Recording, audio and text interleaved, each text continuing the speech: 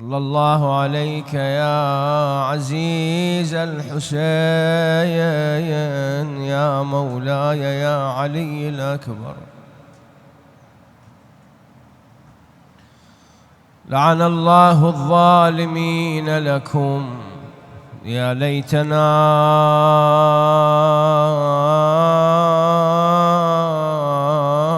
كنا معكم، يا ليتنا كنا معكم فنفوز والله فوزا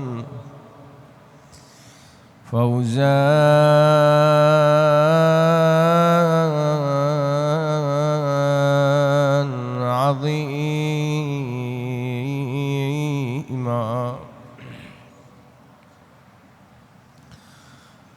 حكم المنية في البرية جاري، ما هذه الدنيا بدار قراري. حكم المنية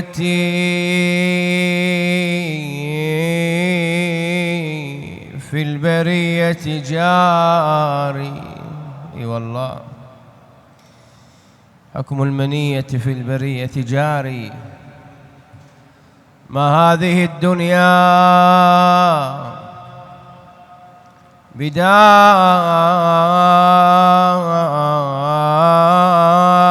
قراري. بينا يرى الإنسان فيها مخبرا حتى يرى خبرا من الأخبار. اليوم أنا ناقل الخبر، وغدا أنا خبر من الأخبار. فالعيش نوم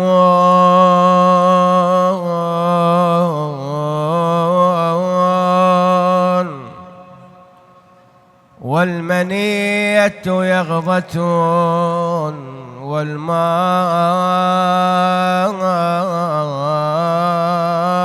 بينهما خيال ساري. ليس الزمان وإن حرست مسالما،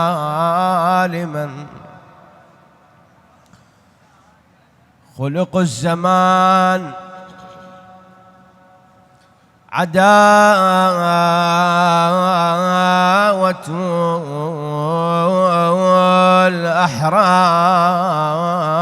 الأحرار. والنفس إن رضيت بذلك أم أبت منقادة بأزمة الأقدار. اي والله لا تأمن الأيام يوما بعدما غدرت بعترة أحمد المختار. فجعت حسينا بابنه من أشبه المختار في خلقه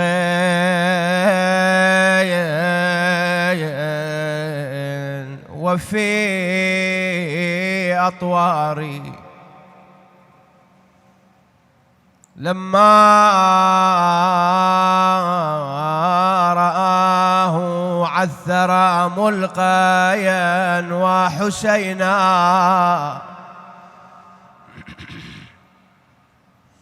لما رآه مقطع الأوصال أيوا عليا والسيدا، لما رآه مقطع الأوصال مرما عثرا يذري عليه الذاري. ناداه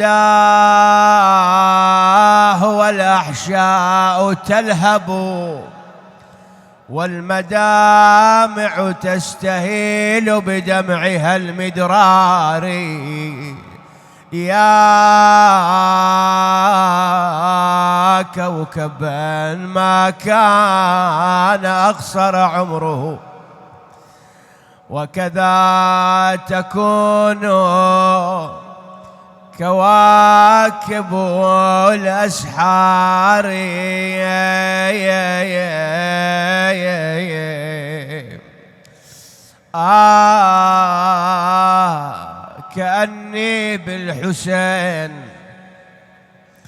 كأني بالحسين ينادي ساعديني تعالي يا ليلى وساعديني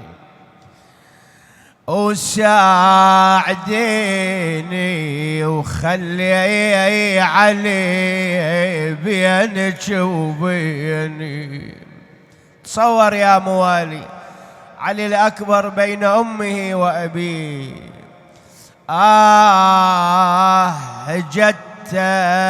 جت راكضة وقعدت يمه تحسي بجروحها وتميش دمه وغدا يبكي وياها أبو اليمه. يقلها راح يا علي يا علي يا علي بنيني جت لي يالا وابو الاكبر تلقاها يا تولي يالا ويون حسين وياه. دقك له ابو علي وويلي على الحسين. دقت له من دقت على جلاها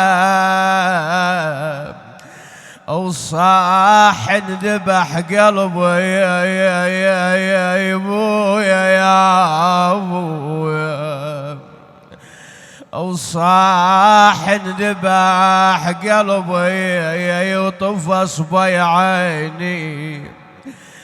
قعدا وحسين بيده يجلب جروحه وما الصيح انا لريت مذبوحه. الله اكبر. ويلي حزن اصواتهم على الولد مبحوحه ويقل الدم يبس يا ابني بشراييني. الله اكبر. يقل لا الدم يبس يا ابني بشراييني وعليا.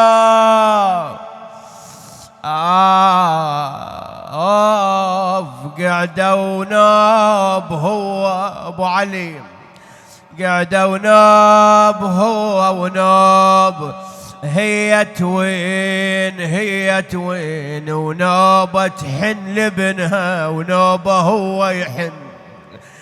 يا بالصاح على الفواطم قوما نلتمن عينني على مصاب ابن عينني. الله أكبر. صارت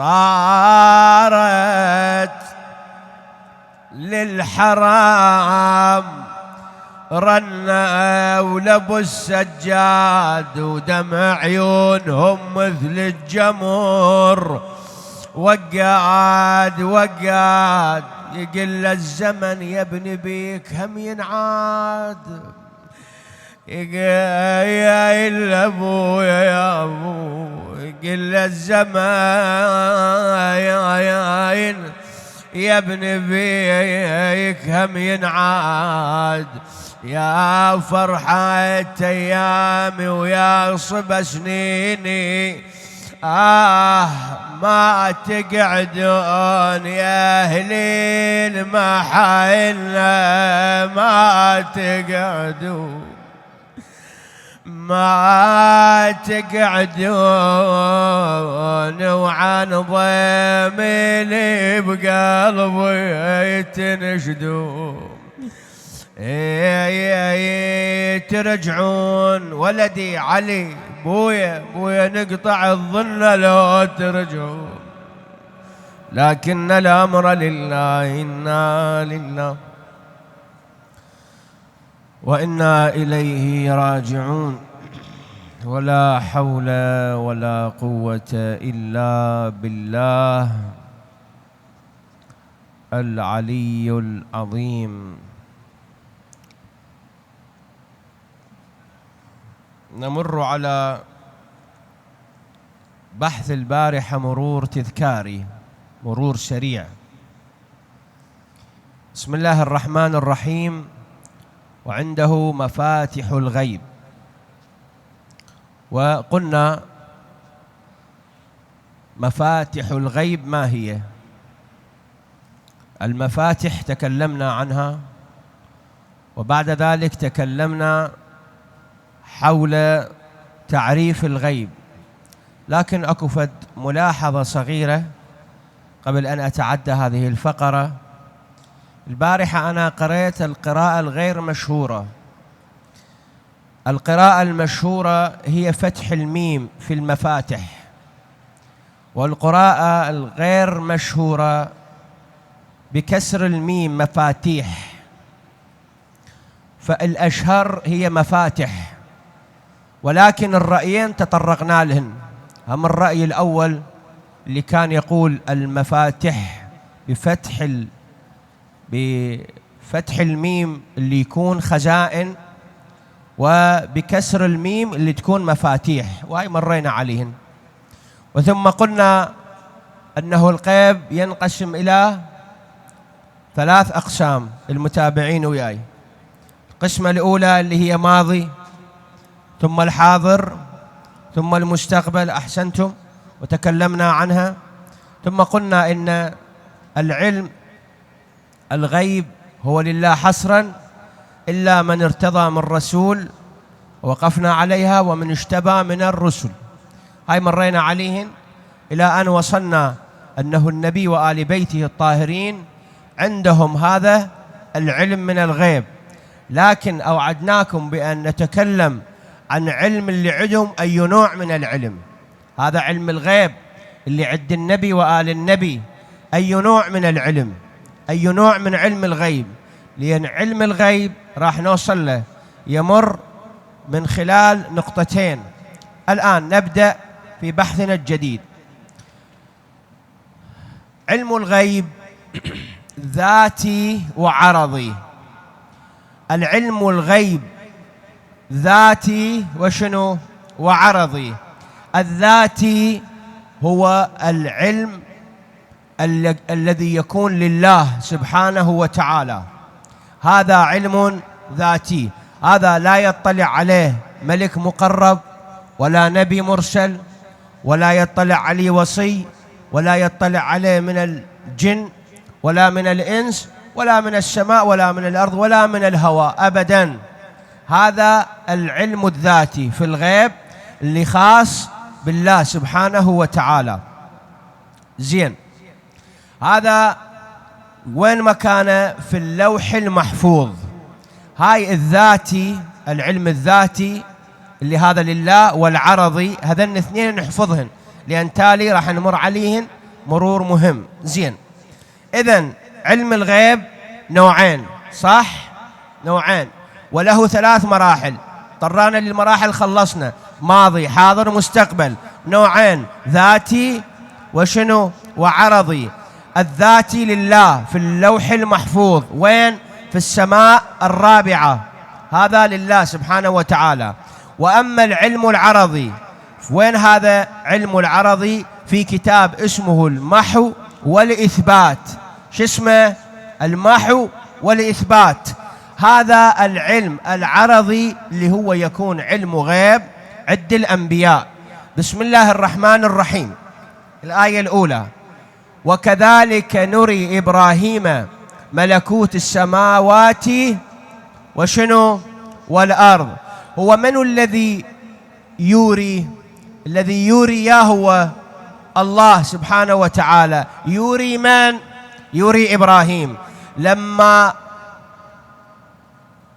بين لإبراهيم، لما وضح لإبراهيم، لما جعل إبراهيم عليه السلام ينظر لملكوتين، ملك قاعدة السماء وقاعدة الأرض، كيان السماء وكيان الأرض. زين، هو في الأرض الآن. إبراهيم لما نظر إلى الملكوت هو وينه؟ هو في الأرض. شلون نظر إلى أي أرض؟ لأن إحنا عندنا كذا أرض وعندنا كذا سماء. لما نظر إبراهيم عليه السلام نظر لهذه الأراضين ونظر لتلك السماوات. الآن أنا لما أنظر إلى هذه الأرض أشوف شنو تحت الأرض؟ لو ما أشوف أكو معادن نفط، أكو غاز، أكو أشياء ثمينة أنا ما أشوفها. لكنما إبراهيم نظر وشاف.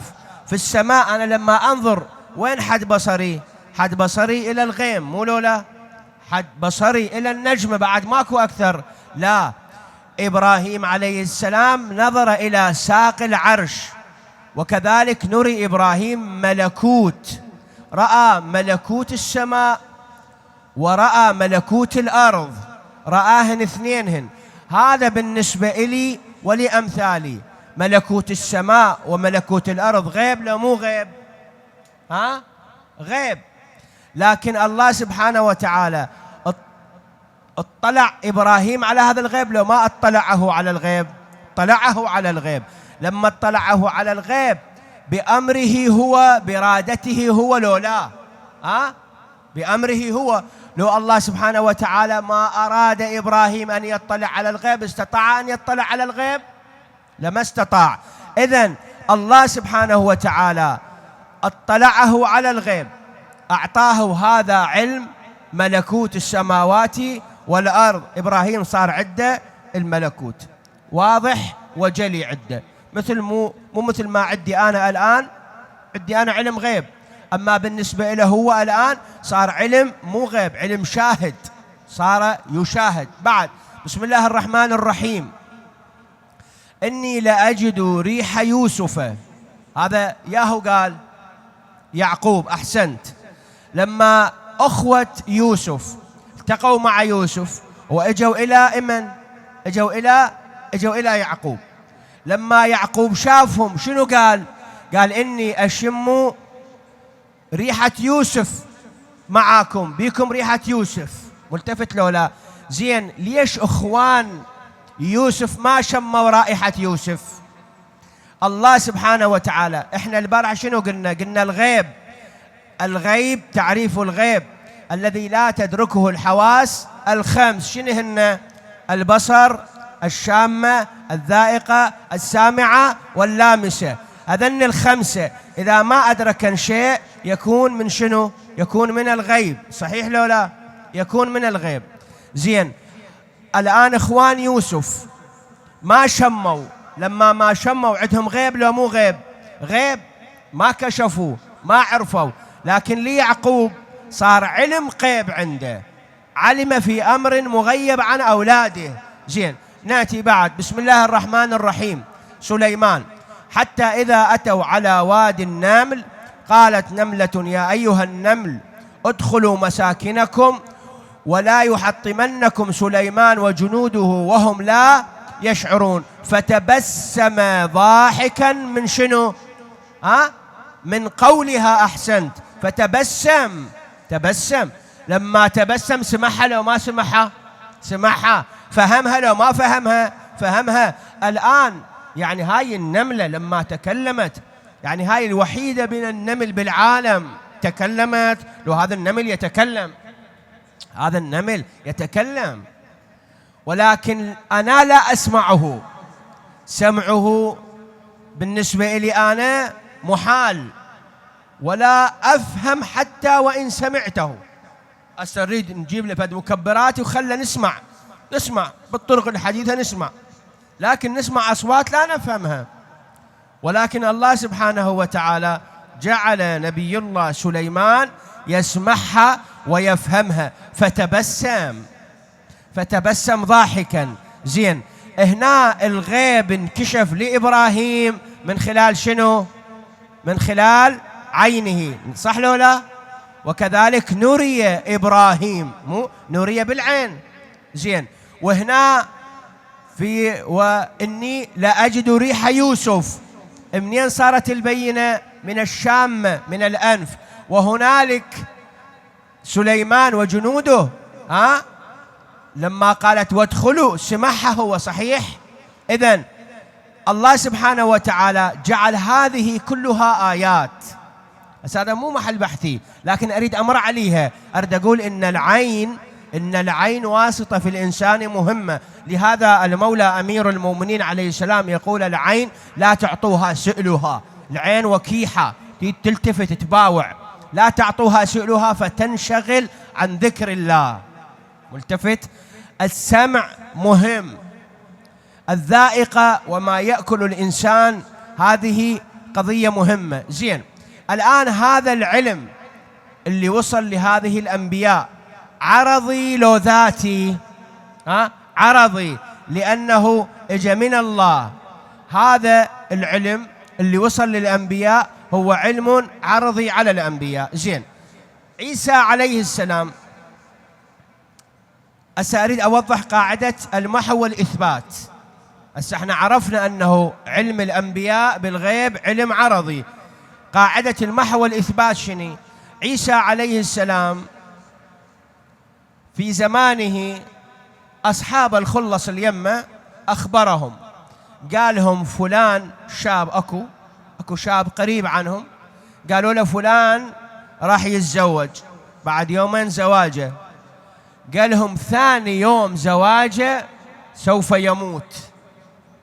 أخبرهم بأمر غيب بعد ما ميت، قال لهم بعد زواجه ثاني يوم سوف يموت.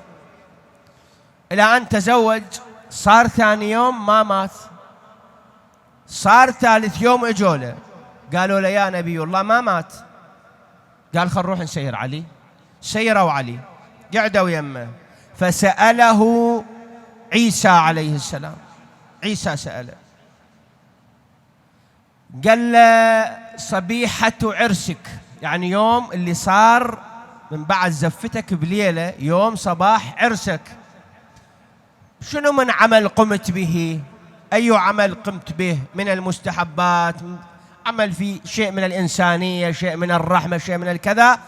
قال نعم، طرق الباب علينا وإحنا حاطين ريوقنا معاريس نريد نتريق، فلما طرق الباب طلعت فتحت الباب لقيته جوعان، إنسان فقير جوعان.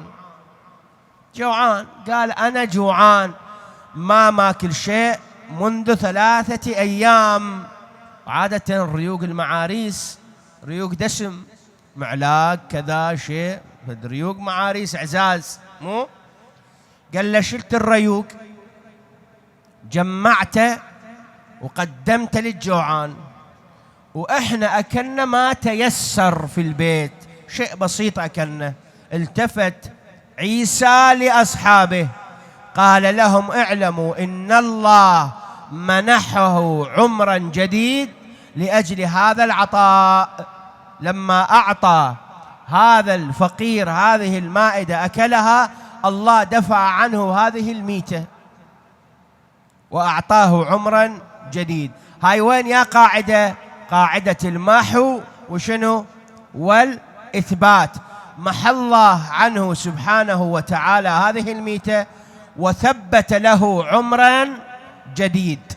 يعني الآن أنت لما تمر على فد قضايا، فد ناس مريض هذا افتر الأطباء، افتر الدنيا، افتر كذا، ما صار زين، فجأة سبحان الله صارت عافيته ترجع له تدريجيا.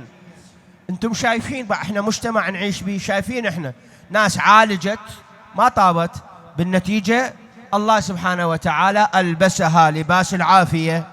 الله يعافيكم إن شاء الله جميعا، شافي مرضاكم، وشوفي هذا الرجل بالتدريج إلى أن عاد إلى حياته الطبيعية. هذا بالأصل هو مكتوب عليه يموت في هذا المرض، لكن سبحان الله، أما تصدق وأما أعطى وأما أسعف لمسكين وأما بادر لفعل خير، الله محى عنه هذه الميتة وثبت له شيء آخر. الآن عامل الخير، هذه الصدقة ما تروح بلاش أبد. الكلمة الحسنة كلمة حسنة، الكلمة الطيبة صدقة، البسمة في وجه المؤمن حسنة. البسمة، الإنسان اللي يتبسم في وجه مؤمن، النظر إلى وجه الأب حسنة، النظر إلى وجه الأخ الأكبر حسنة، زين لولا هذه كلها حسنات. الآن إحنا ذول أهل المحلات الحاضرين هنا، الله يحفظهم إن شاء الله، الله يبارك فيهم. طبعا لا شكر على واجب، إحنا واجبنا خدمة الحسين واجبنا، لكن من لم يشكر المخلوق لم يشكر الخالق. إحنا نشكرهم واقعا. أنا بالنيابة عنكم الحضور قدم شكرنا لهم، وإن شاء الله هم شكرهم يأخذون من الإمام الحسين. شكري أنا لهم مجرد ألفاظ كلمات، لكن شكرهم من يد الإمام الحسين شفاعة، وشفاعة مقبولة. هذه المحلات اللي تسكر 10 أيام هذول وادم على باب الله، وهاي الأيام أيام مزدحمة بالناس وبالكذا، وناس وراهم إيجارات وراهم أمور كثيرة، ولكنما آثروا الحسين على أنفسهم. واقعا هنيئا لهم، وأسأل الله سبحانه وتعالى أن يتقبل منهم، وأسأل الله سبحانه وتعالى أن يأخذ بأياديهم إلى المغفرة وإلى الرضوان وإلى الشفاء وإلى العافية وحسن العاقبة. التفت له لا؟ بالنتيجة هذا فعلهم، سكروا دكاكينهم وعملوا حسينية ومجلس، وأنا جايب خدمتهم وأقرأ وأنتم حاضرين تبكون، وهم شركاء وياي الآن وياك أنت. بكل دمعة منك تنزل هاي المجلس الثواني، كل ثانية اللي جاية لا نطيح من الساعة، هم رصيد إلهم، هذا رصيد إلهم راح يأخذون من يد فاطمة الزهراء يوم القيامة. هنيئا لهم. هذا الفعل مالهم، هذا راح يروح بلاش؟ هذا ما راح يروح بلاش أبدا، هذا راح يطلعون بنتيجة، والنتيجة جيدة. الله راح يدفع عنهم. صدق وعلى ثقة أنت، وأنت طيب مؤمن عندك ثقة إن شاء الله، عقيدتك جايبتك لهذا العزاء، عندك عقيدة، عندك مندفع، عندك ثقة بأهل البيت، عندك ثقة بالله سبحانه وتعالى، أنت جاي وترجو الرحمة، المغفرة، الرضوان، رضا الله سبحانه وتعالى. أنا وياك لما نأتي نعوف عوائلنا ونعوف أمورنا ونجي ونقعد، وبالنتيجة نترك ملذات أوقاتنا في هذه الساعة. إحنا عندنا رجاء من الله سبحانه وتعالى، مو أن يرحمنا، أن يعفو عنا، أن يغفر لنا، أن يتقبل من عندنا. وإن كان عندنا حب لآل بيت رسول الله، لكن عندنا أمل بالشفاعة إن شاء الله. والله سبحانه وتعالى يعطي الكثير بالقليل، يعطي الكثير بالقليل. الله أكرم الأكرمين. ملتفت، فماكو شيء يروح أبدا سدى. هذه القضية وهذه الحركة سوف تدفع عنهم، وسوف تدفع عنك، وسوف تدفع عني. هذه تصب في مصب المصلحة، مصلحة الخير وحسن العاقبة. زين، إذن وصلنا إلى أنه الأنبياء لهم علم في الغيب، لكن علمهم في قاعدة المحو والإثبات. نأتي إلى الإمام الصادق عليه السلام، يقول الأنبياء متى ما شاءوا علموا. متى ما شاءوا شنو؟ علموا. متى ما أرادوا أن يعلمون صار عندهم العلم، متى ما أرادوا يعلمون صار عندهم العلم. زين، الآن هنا سؤال مهم، هم السؤال، متى علم الغيب؟ متى علم الغيب يحجب عن الأنبياء؟ يحجب يعني الله سبحانه وتعالى لو يريد ينطيهم هذا العلم، تصير القضية عبارة عن شنو؟ عبارة عن مسرحية. يعني مسرحية مثلا شلون؟ خل أبين لك المعنى. أنا واحد يجي يخابرني يقول لي أنا اتفاق بيني وبينك، أنا أطلب من عندك فد 10 ملايين. 10 ملايين، أنا أطلب منك 10 ملايين، أخابرك أقول لك غرضني 10 ملايين، أنت تغرضني 10 وأنا ثاني يوم أرجع أنطيك إياهن. خوش زين، أنا الآن تفضلت، تصير صاحب فضل على هذا الرجل اللي داينته لو لا؟ ما نصاحب فضل أنا عليه بعد، شنو فضلي عليه؟ هي صارت أنه اتفاق، نعم دايني انطيني إياهن باكر أنا يبني لك، بس أنه أنا أريد أقول بأنه بلي فلان دايني وأنا هسه محترم وهو وايد له ثقة بي. هاي تصير شغلة مزورة، مو أصلا قريبة، يعني بالنتيجة تحدث العاقل بما لا يليق، فإن صدق فشني فلا عقل له، ما ممكن. لا، الغيب يحجب على الأنبياء عند الامتحان. احنا البارحة مو مرينا على امتحان من؟ مرينا على قضية إسماعيل عليه السلام وياهو وإبراهيم أبيه، لما جاب يذبحه كان يدري إن الله يبدله بذبح عظيم بكبش عظيم؟ لو ما كان يدري، ما كان يدري، وجايبه يذبحه، جايبه يذبحه خلاص. وإسماعيل متيقن بالذبح، جايب السكينة وجايب الحبل وجايب العصابة وجايب الماء وجاي للذبح. الله سبحانه وتعالى يخفي على أوليائه العلم عند الامتحان، يخفي. نعم، متى ما راد يعلم النبي في عاقبته يعلم، لكن إذا كانت القضية امتحانية الله يحبس عنه شنو؟ العلم. هسه القضية الحسينية، مجيء الحسين إلى كربلاء كان امتحان للنبي والإمام علي والحسين. لو ما كان امتحان ما كان. لو كان امتحان لما علموا بنتائجه أهل البيت، بس ما كان امتحان. شاء الله أن يراني قتيل، وشاء الله أن يراهن سبايا المن لإصلاح الأمة جدي. مو هيك قال الحسين؟ أنا خرجت لإصلاح أمة جدي. الأمة هاي لا تنصلح إلا بهكذا موقف. زين، الآن أنا أريد أمر على قضية شوية تحتاج إلى تأمل، ومهمة هي، وطيلة وكثيرا ما أثيرت في مواقع، في منصات تواصل وكذا، بأنه الإمام أمير المؤمنين علي بن أبي طالب صلاة الله وسلامه عليه، الإمام لما بات في ليلة المبيت كان يعلم ينجو لو ما كان يعلم؟ إذا قلنا ما كان يعلم، احنا الشيعة نقول علي بن أبي طالب يعلم، شلون بهاي ما علم؟ وإذا نريد نقول ما يعلم، شلون ما يعلم والإمام علي يعلم؟ كثير من الناس يسألون وهم عندهم ضال سؤال، علي بن أبي طالب يعلم لو ما يعلم؟ زين، قلنا يعلم، قالوا بعد شنو فضيلته في ليلة المبيت؟ في ليلة المبيت إذا يعلم راح يطلع سالم، فضيلته على باقي أصحاب النبي شنو؟ إلى فضيلة؟ ما له فضيلة، هو يدري راح يطلع سالم غانم. قضية مسرحية، يجي الإمام علي ينام، ثم بعد ذلك يجون قريش يلاقونه يشردون، يطلع صارت فضيلة للإمام علي. لا، بعد كل فضيلة ما إله، لا، مو هالشكل القضية. وإنما في قاعدة هاي مبيت الإمام علي عليه السلام في قاعدة المحوي وشنو؟ والإثبات. خو ما ضيعت بعدك وياي غير في قاعدة المحو والإثبات مبيت من؟ مبيت أمير المؤمنين. يعني ممكن كان الإمام علي ينقتل يستشهد، ممكن كان هم ما ينقتل ما يستشهد. الإمام علي يعلم لو ما يعلم؟ يعلم.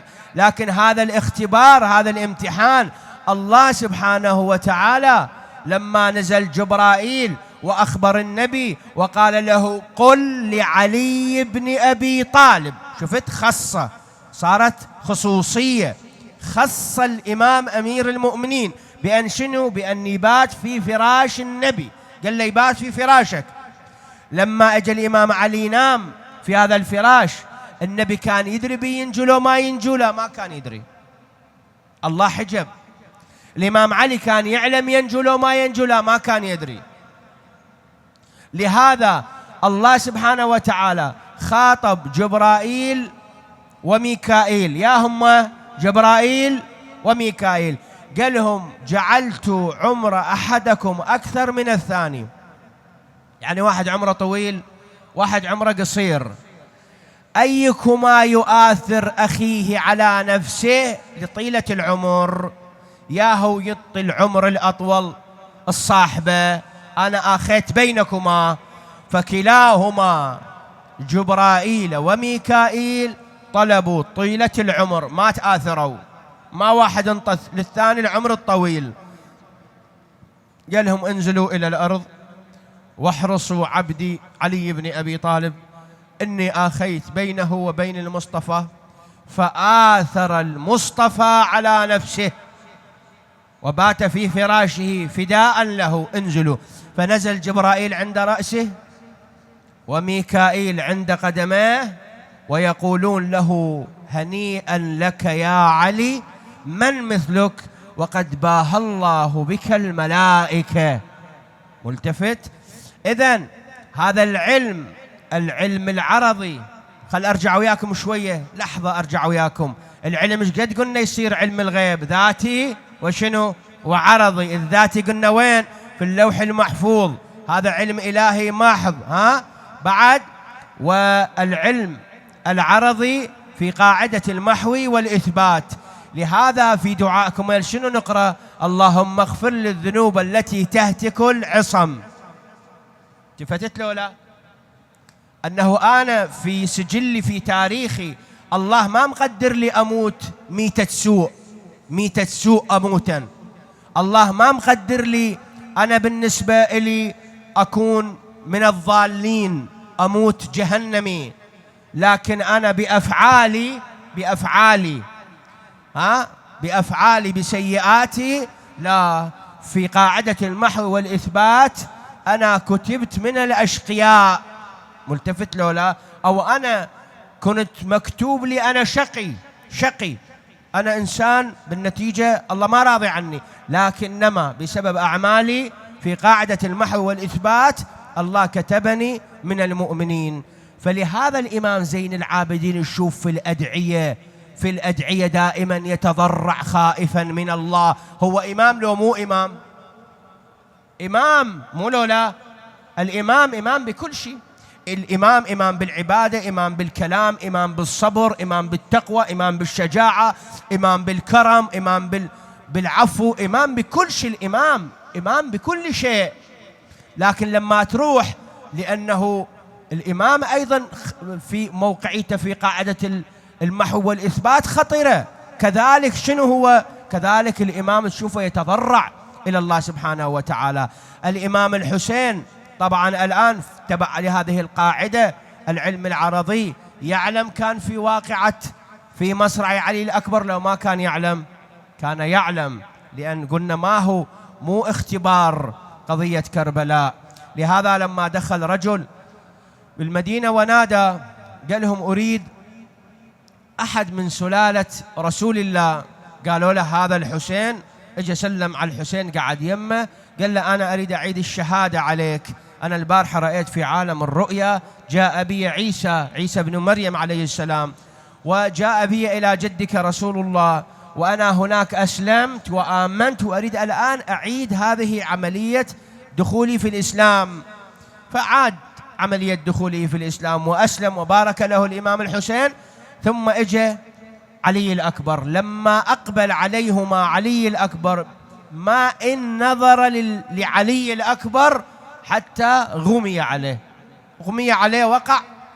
بعد ما أفاق وكذا التفت إلى الحسين وبكى، قال له سيدي أنا لما رأيت هذا الرجل هذا الشاب دخل علينا أنا صار عندي يقين وليس شك، لا يقين إنه هذا الذي رأيته في منامي هو رسول الله.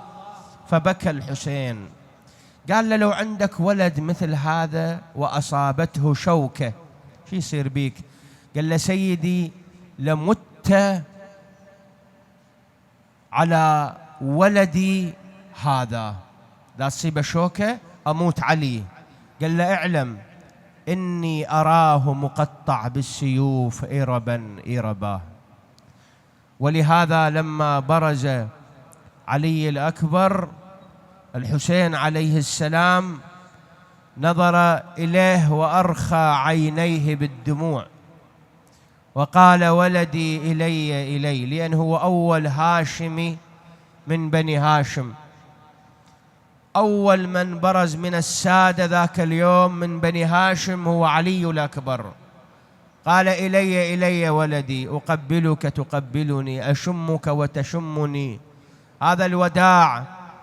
ثم التفت إلى عمر بن سعد قال قطع الله نسلك وسلط عليك من يذبحك على فراشك، وقطع الله رحمك، قطعت رحمي.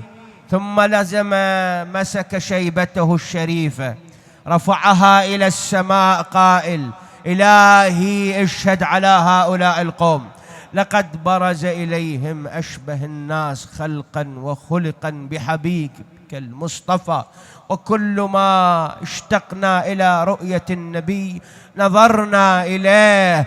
الله فجاء يودع أبيه. يلا يا مؤمن ويا يقرأ أولي من تلاقى وعند اللي مشابق طول لمن هو وليل لاعبنا يا ويلي والأبول على وليده يا ويلي وداعي لك شار أين الصارخون وعليا يا مؤمن. ثم حمل على القوم أنا علي بن الحسين بن علي، نحن وآل البيت أولى بالنبي. وصار يقاتلهم إلى أن تغيرت ألوان الحسين. أم ليلى تنظر إلى الحسين قالت سيدي أبا عبد الله ما لي أرى ألوانك قد تغيرت. قال نعم لقد برز إليه بكر بن غانم من فرسان العرب. قالت ما أصنع أنا خايفة على وليدي. قالت ادخلي لخبائك واسألي الله أن ينتصر علي، لأني سمعت جدي رسول الله يقول دعاء الأم مستجاب بحق ولدها. طابت الخيمة الغريب، حافظ الأبيات اقرأوا يا بارك الله فيك. طابت الخيمة الغريب وتوسلت لله بحبيب يا راد يوسف من مغيبة يعقوب ومسجل نحيب. أريد أن علي سالم تجيب، ما هي إلا لحظات وإذا بعلي الأكبر وبيده رأس بكر بن غانم. أبى صيد الملوك أرانب وثعالب، وإذا برزت فصيدي الأبطال. هذا رأس بكر بن غانم، لكن أبى أريد جائزة. قال له آي الخيل آي السيوف اختار نور عيني. قال له لا أبى أريد أن شربت ميا الكبد أتروى ورد للميدان وحدي يا بويا انفطر كبدي وحق جدي يا بويا الشمس والميدان والحر. قال له السهلة يا بويا طلبتك هاي، لكن يا عقل وما عيناي مني انا جيبا يا علي الماي يا ابو. بهالاثناء واذا به قال له ولدي ولدي ارجع إلى الخيمة، أمك أغمي عليها والنسوان ملتمة عليها، ارجع ودعها خلي نشوفك. لما أقبل على خيمة أمه زينب باوعت له، صاحت قوم تلق ابنك يا ليلة، شدي حزامه وهالهليلة، شدي حزامه وهالهليلة، لامت حرب شايل ثقيل. دخل على أمي قبلها شما، أمه فتحت عينها، علي هذا؟ قالها نعم أنا علي، رجعت سالما. كضت بي قالت له لا ولدي بعد ما تطلع، خلاص رجل آخر يبرز نور عيني حبيبي. قال لها أماه يوم القيامة تأتي الرباب بيدها عبد الله الرضيع مذبوح من الوريد إلى الوريد، تواسي جدتي فاطمة بذبح أبي الحسين. تأتي رملة الله أم القاسم وتقدم القاسم، تقدمه مواساة لجدتي فاطمة، وأنت تأتين خالي اليدين. أرخصته إلى الميدان، رجع إلى الميدان وهو يقاتل الأبطال، إلى أن مر باللعين ذلك الزنيم، فرماه برمحه في صدره. أين الصارخون وعليا؟ الله أكبر. عندما ضربوا على صدره والآخر ضربه على رأسه ففار دم علي، وقع على عيون الفرس. الفرس ما بصرت الطريق، الفرس الأصيلة إذا انجرح صاحبها ترجع بالمخيم أهلها، ترجع إلى قاعدتها، هاي هم أصيل الفرس. لكن دم علي الأكبر غطى عيونها، شبق على المهر عداله يوديه لابوه حسين عن القوم يحمي، أثار المهر للعدوان فربي، وقف ويلاه بموسط العسكر لما وقع علي الأكبر وصاح أبا يا حسين عليك من السلام، بيت الدعاء. وإذا بالحسين السيدة سكينة تقول مشى خطوات وقعد وهو ينادي وولداه وعلياه، مشى خطوات وقعد 3 مرات. تعال انتبه اسمع يا مؤمن، شوف المصيبة. صعد على الجواد، الحسين صعد على الجواد، لكن خلى المعركة بقفاه وانطى وجهه نحو الكوفة ويريد يروح للكوفة، إلى أن صاحت السيدة سكينة قالت أبا إلى أين؟ الميدان وراك. قالت له وراك الحومة يا أبويا. وقف يا ضو عيني، يقلها تاه من الراي يا أبويا لا تلوميني. جاء غايرا على جوادي، رمى بنفسه على ولده. يلا هذا البيت حافظينه وكنا نقرأ سوا. شافوا النبل شابك عليه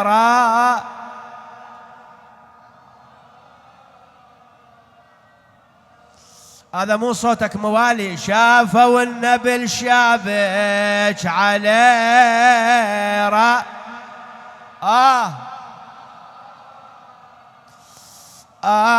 قعد يمه وصفق راحن على راح، صاحب صوت يا زينب يا زينب علي راح، ويا خويا ظلمت الدنيا علي.